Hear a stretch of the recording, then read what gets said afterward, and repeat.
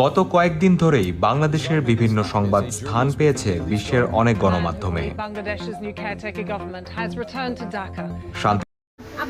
শান্তিতে নোবেলজয়ী ডক্টর মোহাম্মদ ইউনূস অন্তর্বর্তীকালীন সরকার হিসাবে শপথ গ্রহণ করার পরে তা বলা হচ্ছে আন্তর্জাতিক মিডিয়া। আসুন ভিডিওটি দেখে আসি।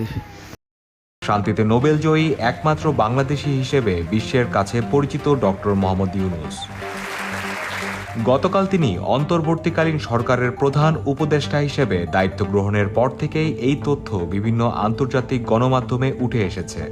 চলুন দেখে নেওয়া যাক কোন গণমাধ্যম ইউনূসের ক্ষমতা গ্রহণ নিয়ে কি বলেছেন।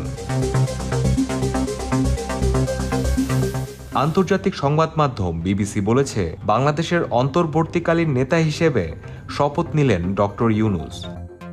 ডয়চে ভেলে সংবাদের শিরোনাম করেছে, শেখ হাসিনার জায়গায় বাংলাদেশের অন্তর্বর্তীকালীন নেতা হলেন ডক্টর ইউনূস। ডয়চে ভেলের আরেকটি সংবাদে বলা হয়, অন্তর্বর্তীকালীন মন্ত্রিসভায় ছাত্রনেতাদের নাম ঘোষণা করলেন ডক্টর ইউনূস। ডক্টর ইউনূস সম্পর্কিত একটি সংবাদে ডয়চে ভেলের ইউটিউবে থাম্বনেইলে প্রশ্ন রাখা হয়েছে, বাংলাদেশের জন্য এটি দ্বিতীয় স্বাধীনতা?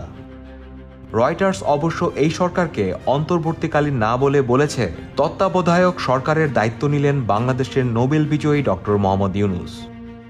রয়টার্সের মতো পাকিস্তানের গণমাধ্যম ডনেও বলা হয়েছে, তত্ত্বাবধায়ক সরকারের দায়িত্ব নিলেন বাংলাদেশের নোবেল বিজয়ী ডক্টর মোহাম্মদ ইউনূস।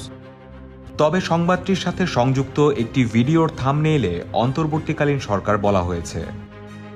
আমেরিকান সংবাদ মাধ্যম ফক্স এপির বরাতে বলেছে, অন্তর্বর্তীকালীন নেতা মোহাম্মদ ইউনূস শান্তি ও নির্বাচনের প্রস্তুতি নিতে বাংলাদেশে হাল ধরেছেন। ভারত ভিত্তিক সংবাদ মাধ্যম টাইমস অফ ইন্ডিয়ার প্রতিবেদনে বলা হয়েছে, নোবেল বিজয়ী মোহাম্মদ ইউনূসের নেতৃত্বে অন্তর্বর্তীকালীন সরকার পেল বাংলাদেশ। সাথে প্রশ্ন রাখা হয়েছে, তার সাথে অন্যান্য উপদেষ্টা কারা।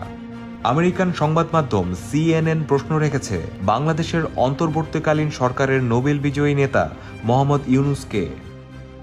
আমেরিকান আরেক সংবাদ সংস্থা এপি নিউজ বলছে, অন্তর্বর্তীকালীন নেতা মোহাম্মদ ইউনূস শান্তি ও নির্বাচনের প্রস্তুতি নিতে বাংলাদেশের হাল ধরেছেন। চায়না ভিত্তিক সংবাদ মাধ্যম সিজিটিএন বলছে, ঢাকায় শপথ নিলেন ডক্টর মোহাম্মদ ইউনূস।